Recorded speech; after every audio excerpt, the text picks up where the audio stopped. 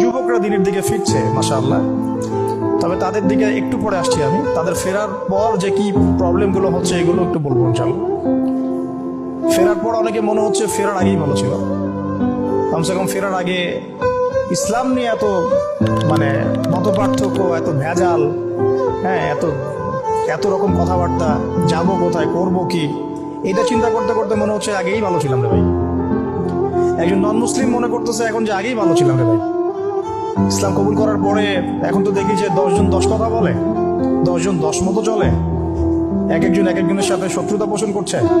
প্রথমে বুঝতে পারে না, আস্তে আস্তে আস্তে আস্তে যখন ভিতরে যায় তখন বোঝে যে বাপরে বাপ, অবস্থা তো ক্রিটিক্যাল। পরিবার নিয়ে শুরু করেন, পরিবারও জাহান্নামের টুকরা। ম্যাক্সিমাম পরিবারের মূল উদ্দেশ্য এখন একটা বাড়ি করা, একটা চাকরি, একটা সুন্দরী মেয়ে বিয়ে করা, আর মেয়েরও টার্গেট থাকে একটা টাকা